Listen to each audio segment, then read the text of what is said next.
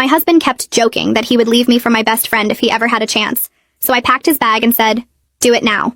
My husband Keith had this thing he'd say whenever my best friend Natalie came over. If I had the chance, I'd leave you for her in a heartbeat. He'd laugh like it was the funniest thing ever. Natalie would look uncomfortable. I'd force a smile. Just a joke, he'd say. Don't be so sensitive. He said it at dinner parties. Man, Natalie, if you ever get tired of your boyfriend, I'm available. You just have to get rid of my wife first. He said it when she helped us move. Natalie's so helpful. Unlike some people. Hey, Nat, want to trade places with my wife? He said it at my birthday party. 35 looks better on Natalie than you, babe. If she'd have me, I'd already be gone. Everyone would laugh nervously. Keith would pat my shoulder. Relax, it's just how I joke around.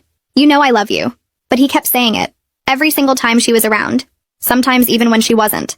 Saw Natalie at the store today. Still looking good. It still would leave you for her. At Thanksgiving with my family, he announced it to everyone. You know who should have married into this family? Natalie. She's basically perfect. Too bad she met me second. My mom looked horrified. My dad cleared his throat. My sister asked Keith if he was drunk. He laughed. Can't a man appreciate beauty? I'm sitting right here, Keith. Yeah, but Natalie's not. Unfortunately. I tried talking to him about it privately. It makes me uncomfortable when you say that stuff. It makes Natalie uncomfortable too. She literally told me she doesn't want to come over anymore. Keith rolled his eyes. She loves the attention. All women do.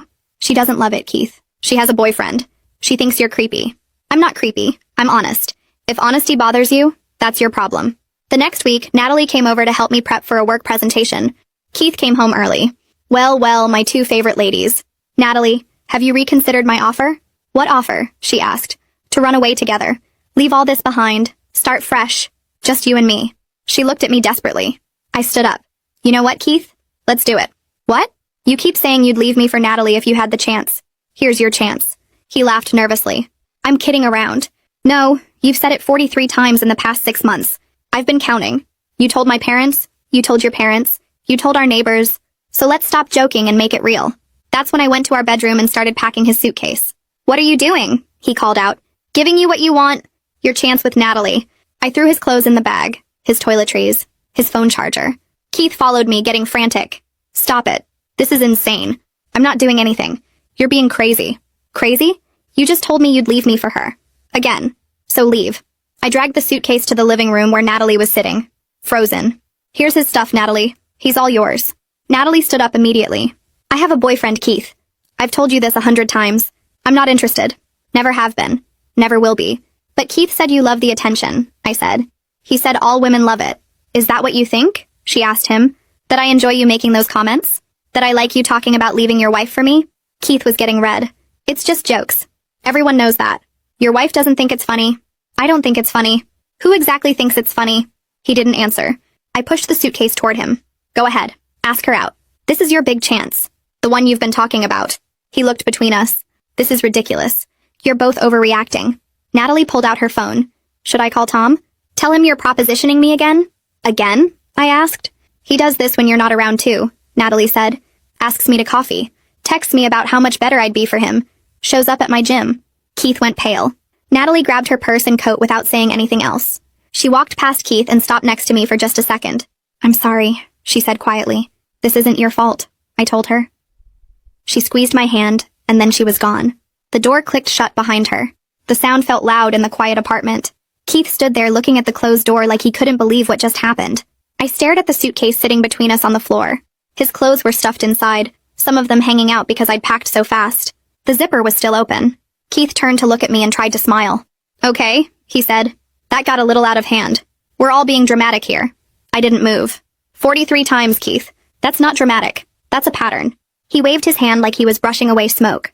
Natalie's blowing things way out of proportion. I was being friendly. She's your best friend. Of course I'm nice to her. Why were you texting her? I asked. Why were you showing up at her gym when I wasn't around? Keith's face got red. I wasn't showing up at her gym. We go to the same gym. It's not like I was stalking her.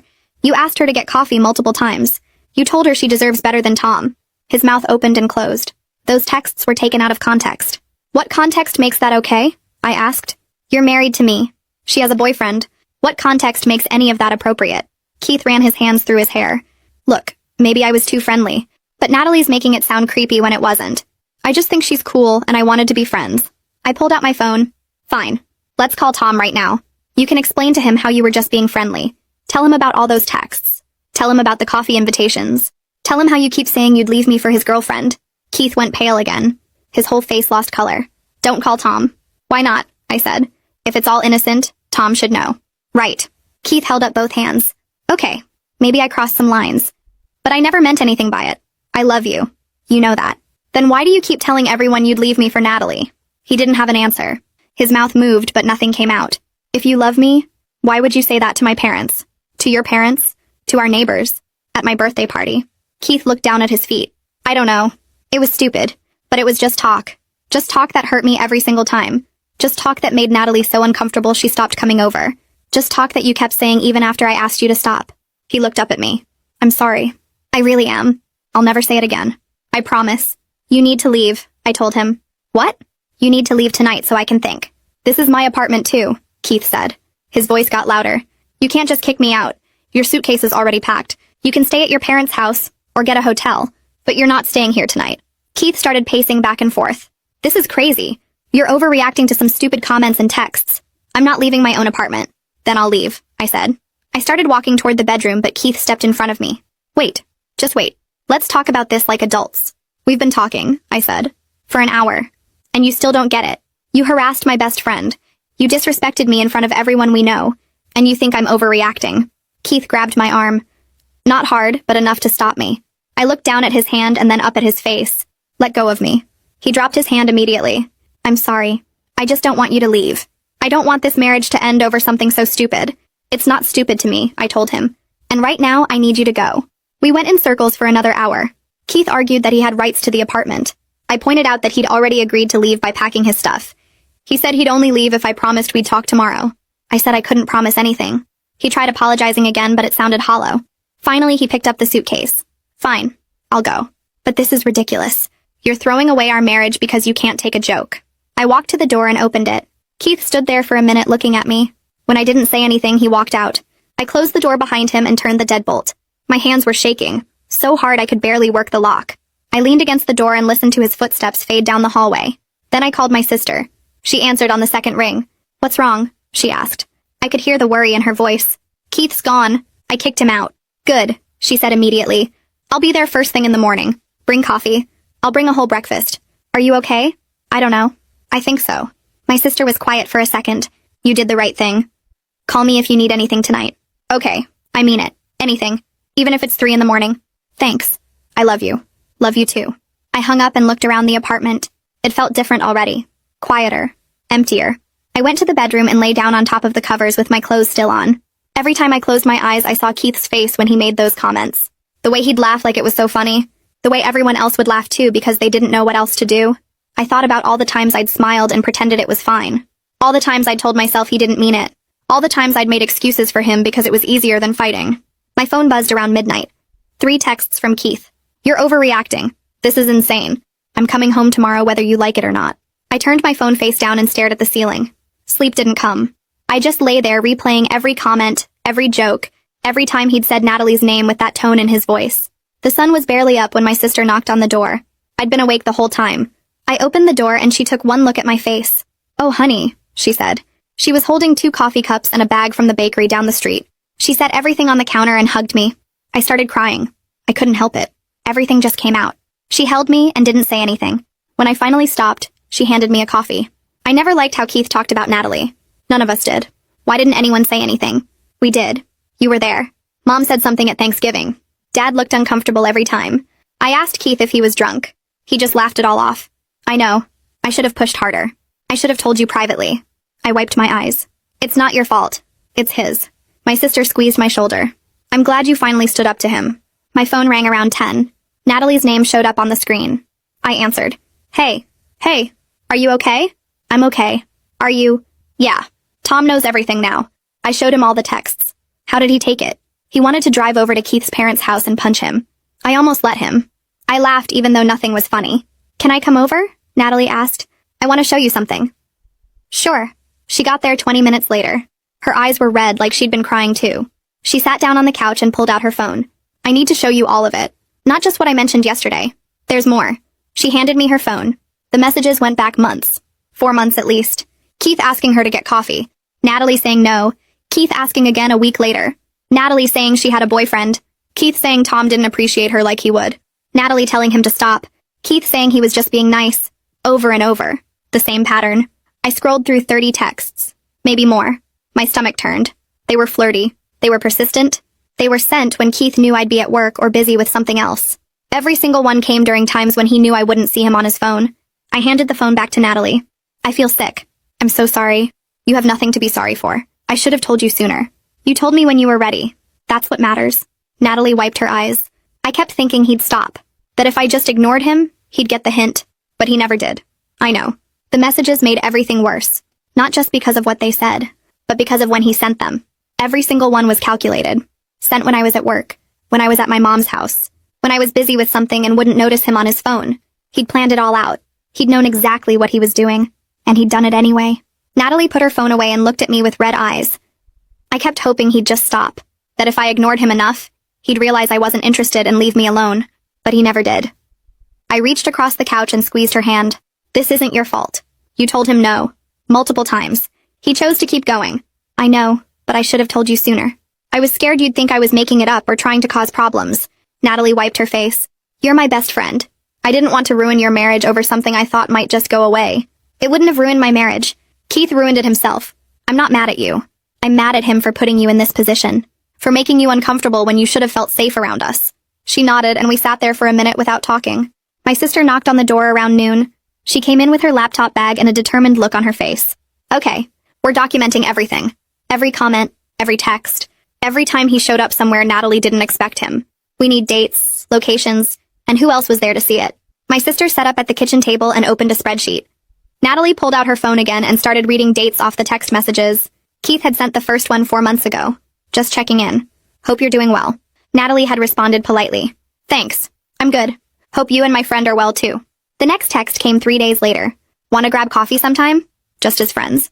Natalie had ignored it. Then another one a week after that. Saw you at the gym. You looked great. Natalie had texted back asking him to stop. Keith had responded saying he was just being nice and she was reading too much into friendly conversation.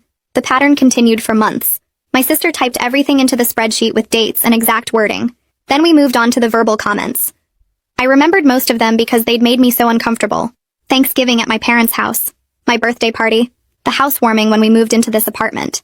Dinner at Keith's parents' house where he'd said it in front of his own mother. My sister added witness names next to each entry. Mom and Dad, Keith's parents, our neighbors, co-workers who'd been at my birthday. By the time we finished, the spreadsheet had 47 entries spanning 6 months. My sister saved 3 copies to different cloud services and emailed one to herself. If you end up needing this for anything legal, you'll have it. The doorbell rang around 3 that afternoon. Then someone started pounding on the door. I know you're in there. We need to talk. It was Keith. I walked to the door but didn't open it. I need space right now. You need to stay at your parents' house. Keith pounded harder. This is my apartment too. I have rights. You can't just lock me out. I'm not locking you out. I'm asking you to give me space for a few days. Number. We're talking about this now. Open the door. My sister came and stood next to me. Go to your parents' house, Keith. She'll call you when she's ready to talk. Keith yelled something I couldn't make out and kept pounding. After 5 minutes, he finally left. I could hear his footsteps stomping down the hallway. My sister pulled out her phone. What's your landlord's number? I found it and called. The landlord answered on the 3rd ring. I explained that my husband and I were separating and I needed to know about the lease. We're both on the lease with 3 months left. One of you can buy out the other person's portion if you both agree. Or you can both stay until it ends and then go your separate ways. But I can't force either of you out without legal cause like property damage or not paying rent. So he can just show up whenever he wants. Technically, yes. Unless you get a restraining order or something legal that says he can't. I thanked her and hung up. My sister suggested changing the locks, but I wasn't sure if that was legal. My phone rang around 6. Keith's mom. I almost didn't answer, but my sister nodded at me. I picked up. Myra's voice came through sounding worried. Keith showed up here very upset. He says you kicked him out and won't talk to him. What's going on? I took a breath. Keith has been making inappropriate comments about my best friend Natalie for 6 months, telling everyone he'd leave me for her. Then I found out he's been texting her and showing up places trying to get her to go out with him, even though she has a boyfriend, and told him to stop multiple times. There was silence. Then Myra laughed a little. Oh, honey. Boys will be boys. Keith was probably just trying to make you jealous. You know how men try to spice up a marriage sometimes. That's not spicing up a marriage, Myra. That's harassing my best friend and disrespecting me in front of everyone we know. Well, I'm sure he didn't mean anything by it. Keith loves you. He's devastated right now. He needs to understand what he did wrong, not have his mother make excuses for him. I hung up before she could say anything else. My sister held up her hand for a high five. That's the most backbone I've ever heard you show with Keith's family. The next morning, I called the number my coworker had given me, Colton Reese's office. I explained I needed to talk to someone about divorce. They scheduled me for that afternoon. Colton's office was in a building downtown. He was younger than I expected, maybe late 30s, with glasses and a kind face.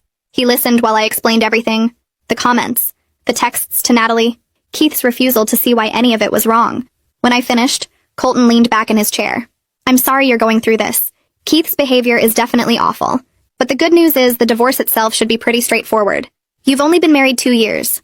No kids, no house or major shared property beyond some furniture. He pulled out a form. First thing you need to do is separate your finances immediately. Open your own bank account. Transfer half of any joint savings. Document any shared assets like furniture or cars. Do you want to try marriage counseling first? Some people find it helpful. I shook my head. I'm done trying to fix something Keith doesn't think is broken. He still thinks everyone is overreacting. Colton nodded and made a note. Then we can move forward with filing. I'll need you to gather some documents. Marriage certificate, bank statements, any evidence of his harassment toward your friend if he tries to make this difficult.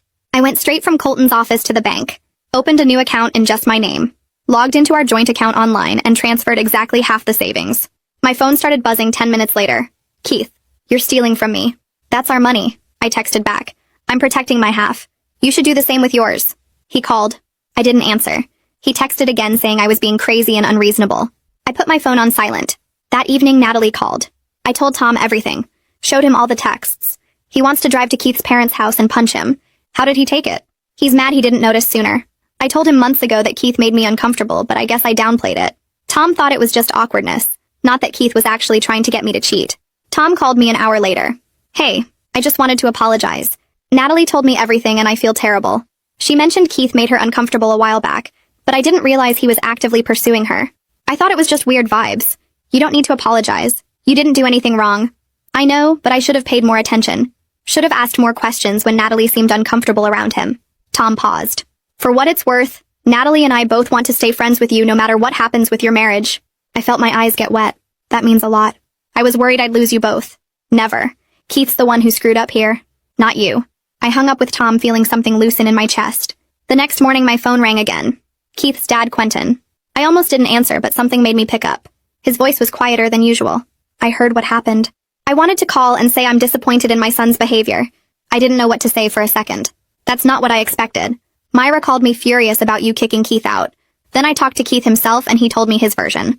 But I also talked to your sister and got the real story. Quentin paused. What can I do to help? I sat down on the couch. Honestly, Keith needs to understand why what he did was wrong, not just apologize to make it go away.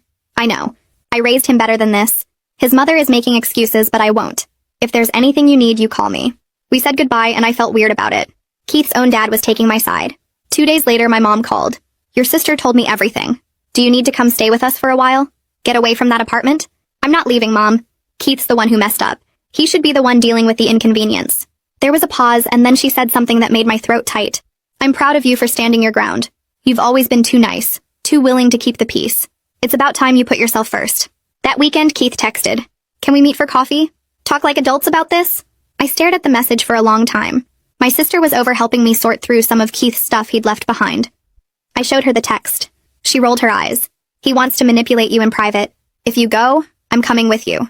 I texted back that I'd meet him but only in a public place and my sister would be there. His response came fast. Why does your sister need to be there? This is between us. I need support. Take it or leave it. He agreed, but I could feel his anger through the phone. We met at a coffee shop near the mall on Tuesday afternoon. Keith was already there when we arrived, sitting at a corner table with his arms crossed. My sister and I sat down across from him. He looked at her. I wanted to talk to my wife alone. I'm here for support. Start talking. Keith's jaw tightened, but he turned to me. Look, I'm sorry. I know I took the jokes too far, but you have to understand. Work has been really stressful lately, and I haven't felt appreciated at home, and sometimes My sister cut him off. Those aren't reasons to harass another woman. Those are excuses. You're deflecting. Keith's face went red. I'm trying to apologize here. You're trying to justify. There's a difference. He turned back to me. I can't do anything right, can I? You're just going to hold one mistake over my head forever. Maybe we should just get divorced if that's what you want. It wasn't one mistake, Keith. It was 6 months of you disrespecting me and Natalie. 43 times you said you'd leave me for her, plus all the texts and showing up at her gym. That's not one mistake. That's a pattern. He opened his mouth, but I kept going. I already talked to a divorce attorney. I'm serious about ending this. Keith's face went from red to almost purple. You what? When? Last week. His name is Colton Reese. He's filing the papers? You're giving up that easily? After everything we've been through? I reminded him about every time he said he wanted to leave me. You're the one who kept saying it, Keith. I'm just making it happen. He stood up so fast his chair scraped. This is insane. You're insane. My sister stood up too. We're done here.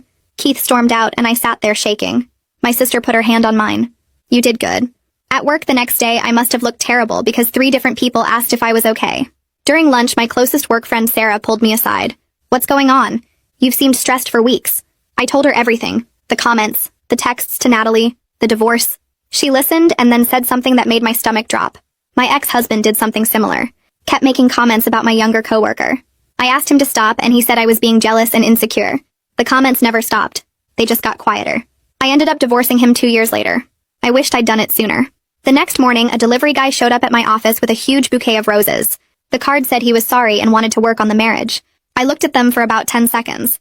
Then I walked them straight to the break room and left them on the counter with a note that said free flowers. Sarah saw me do it and gave me a thumbs up. Grand gestures don't fix months of harassment. That afternoon, Colton called. The papers are ready. I'm having Keith served at his parents' house tomorrow. Are you prepared for him to react badly? I told him I was. The next day, my phone started ringing at 11 in the morning. Keith. I let it go to voicemail. He called 6 more times. Finally, I answered. You had me served at my parents' house? You blindsided me. I didn't give you a chance to fix things. We met for coffee 3 days ago. I told you exactly where things stood. You said you already talked to an attorney. I didn't think you'd actually do it. What did you think I meant, Keith? That I was bluffing? You don't get to be surprised when I do exactly what I said I would do. He was still yelling when I hung up. 3 days later, a thick envelope arrived from Keith's attorney. I opened it at my kitchen table with my hands shaking. The response was 10 pages long and painted me as the villain. Keith claimed I abandoned our marriage without warning, refused to work on our relationship, and turned his family and friends against him with false accusations. The last page requested that I pay half his attorney fees since I was the one who initiated the divorce. I took pictures of every page and texted them to Colton. He called me back within an hour and told me not to worry. This is standard manipulation, he said.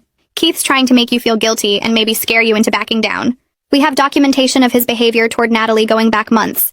His claim that you abandoned the marriage won't hold up when we show the court why you asked him to leave. I felt better after talking to Colton, but the papers still sat on my table making my stomach hurt.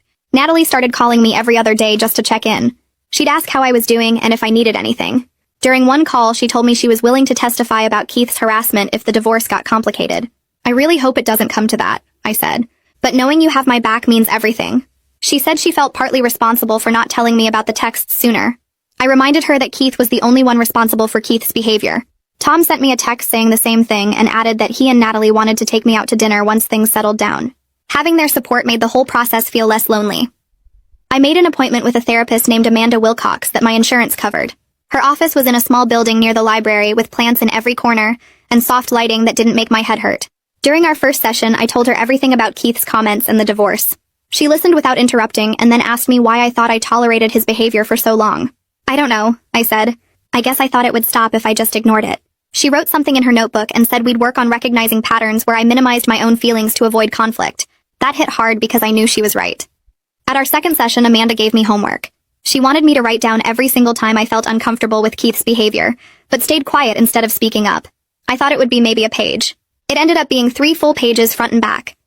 There were incidents from before we even got married. Times he made jokes about other women in front of me. Times he dismissed my feelings about his friends.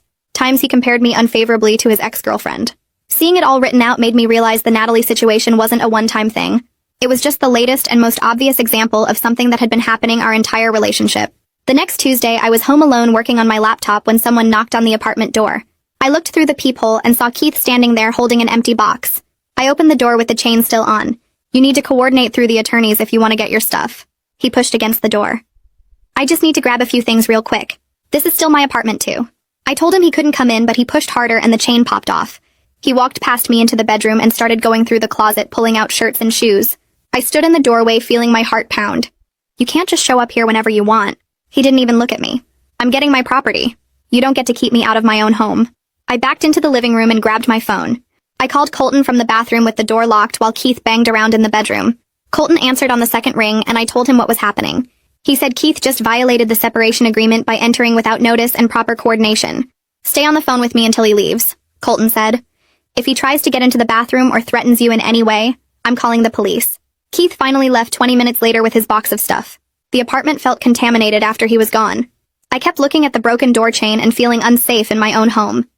Colton filed a motion the next morning to formalize that Keith had to schedule apartment access through the attorneys at least 48 hours in advance. He couldn't just show up whenever he felt like it anymore. The motion also requested that all exchanges of property happen with a third party present, or at the attorney offices. Colton said the judge would almost certainly approve it given what happened. Until then, he advised me to stay with family, or have someone stay with me just to be safe. My sister showed up that evening with an overnight bag and a bag of takeout. She took one look at the broken chain and asked if I was okay. I told her about Keith barging in and she got furious. We're changing the locks tomorrow, she said. Colton already told me I can legally do that since Keith moved out voluntarily.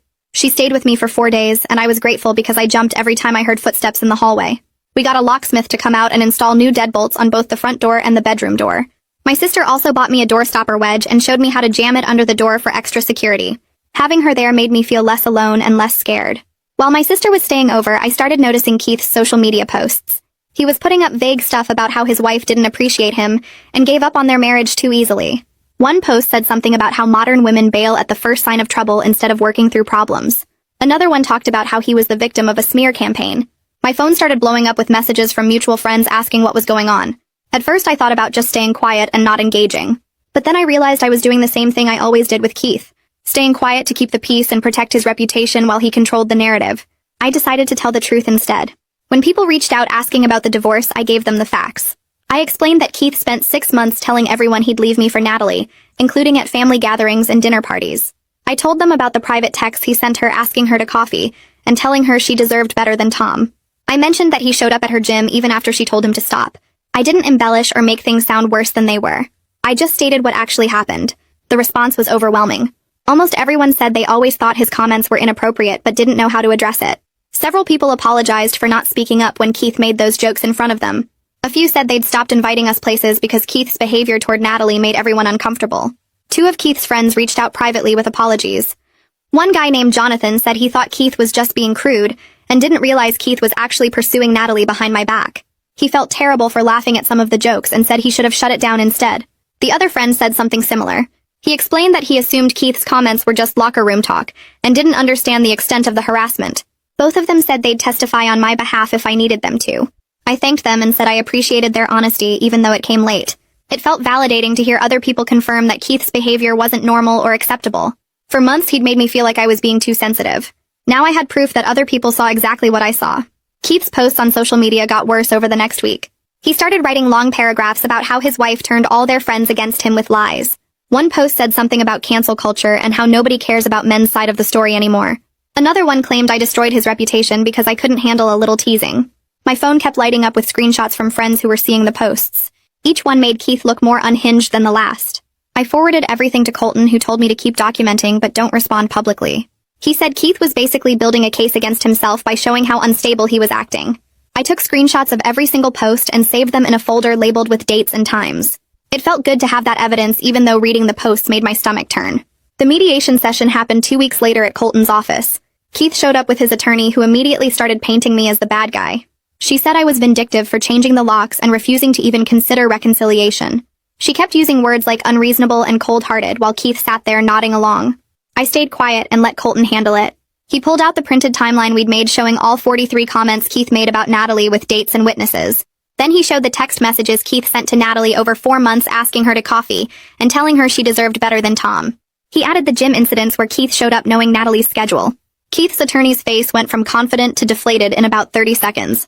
She looked at Keith like she was seeing him for the first time. The whole energy in the room shifted after that. Nobody was calling me vindictive anymore.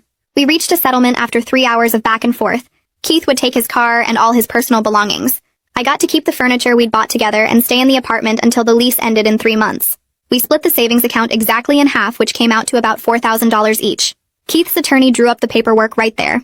Keith signed everything, but he stared at me the entire time with this look that was half angry and half something else I couldn't identify.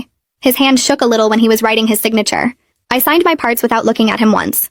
Colton reviewed everything to make sure the terms were exactly what we agreed on. The whole thing felt surreal, like I was watching it happen to someone else.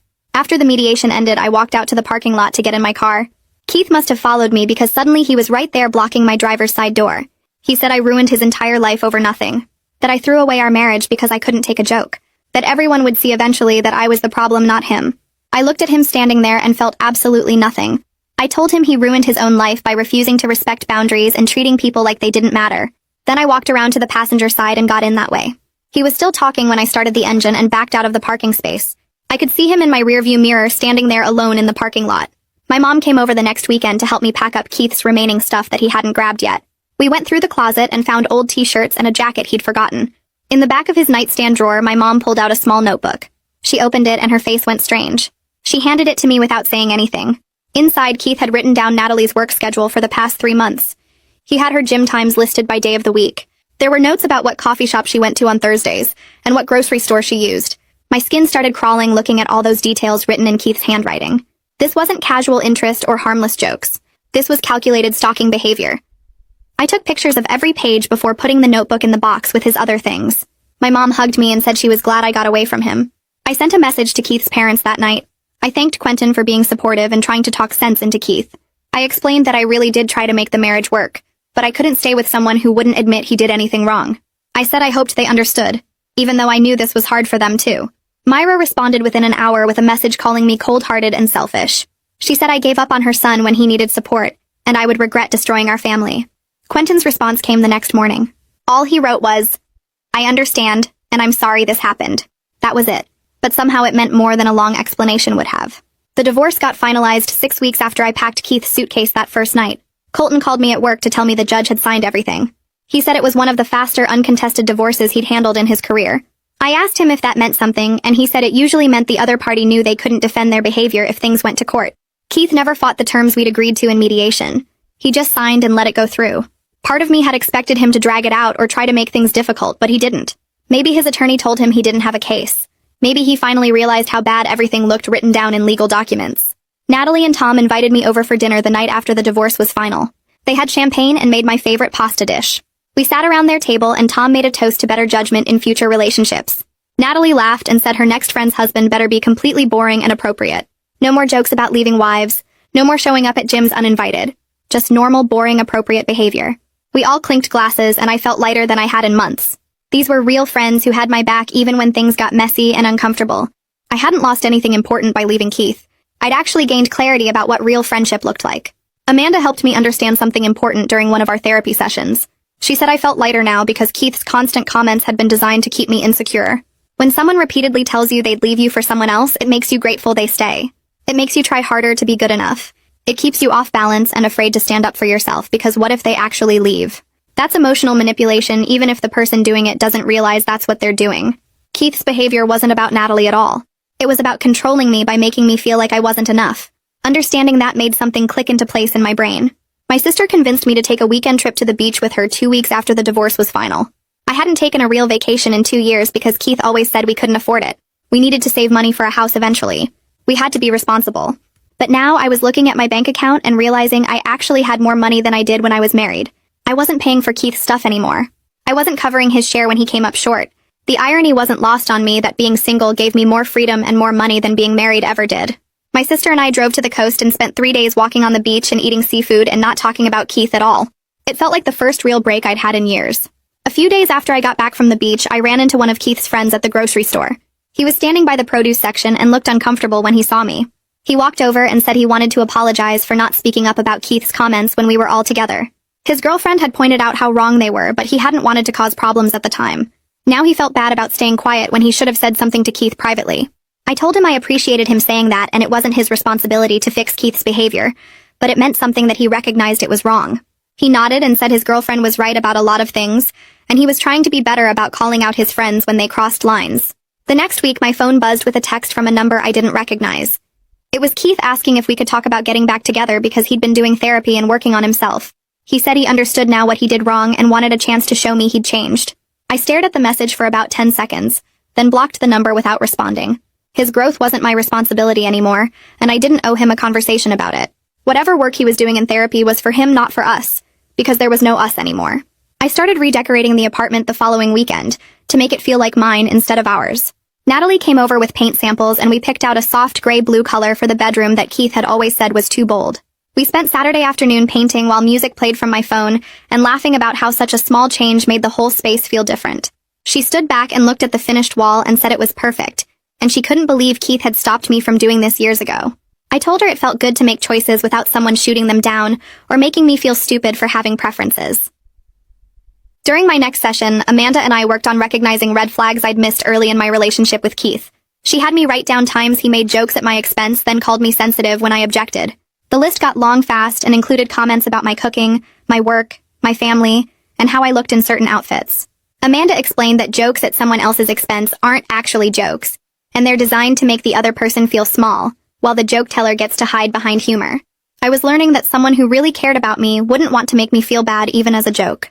3 months after the divorce, I realized I felt genuinely happy instead of just relieved. I was sleeping through the night without waking up anxious. My work performance had gotten better and my boss had noticed. I'd reconnected with friends I'd drifted away from during the marriage because Keith always had something negative to say about them. My apartment felt peaceful instead of tense, and I could make plans without checking with someone first or worrying about complaints later.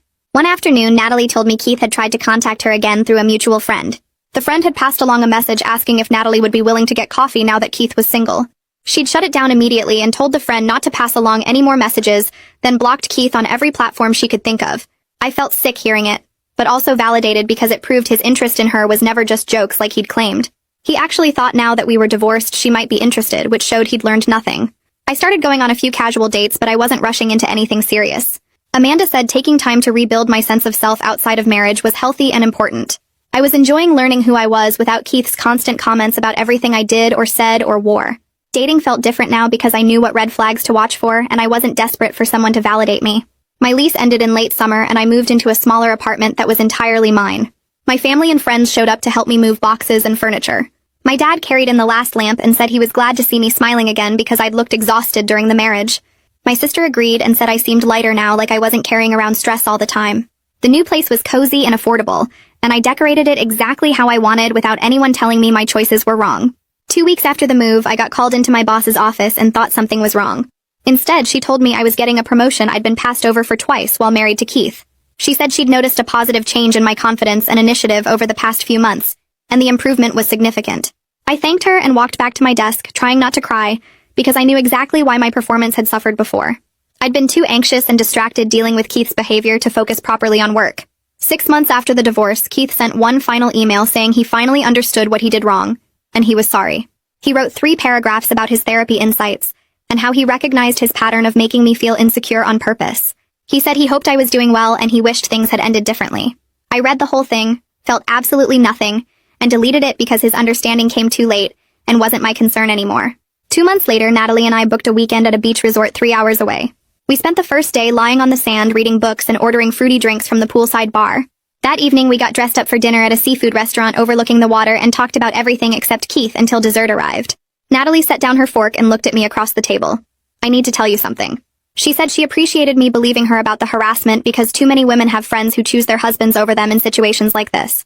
Her cousin had gone through something similar and lost her best friend when she spoke up about inappropriate behavior. I reached across and squeezed her hand because I couldn't imagine choosing Keith over her friendship, especially after seeing all those texts.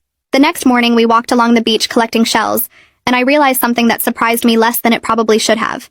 I didn't miss Keith at all. What I missed was the idea of partnership I thought we had, but the reality was me constantly managing his inappropriate behavior and accepting disrespect. I'd spent 2 years making excuses for his comments and convincing myself he didn't mean it that way. The relief I felt without him was proof that the marriage had been exhausting me instead of supporting me. Natalie and I spent the rest of the weekend laughing and making plans for future trips without anyone making us uncomfortable. A year after I packed Keith's suitcase, I was genuinely thriving in ways I hadn't imagined possible. My promotion at work came with a significant raise and new responsibilities I actually enjoyed. My friendship circle had expanded because I wasn't avoiding people Keith didn't like anymore. My apartment felt peaceful when I came home instead of tense with wondering what mood he'd be in. I'd learned that someone repeatedly telling you they'd leave you isn't a joke at all, but a warning you should listen to. Standing up for yourself isn't giving up on a relationship, but finally choosing yourself first, after choosing someone else for too long. I was sleeping better and smiling more and making decisions without second-guessing whether they'd trigger complaints or criticism. My sister commented that I looked younger now than I had during the marriage. My mom said she could hear the difference in my voice when we talked on the phone, The life I was building felt solid and real instead of fragile and conditional.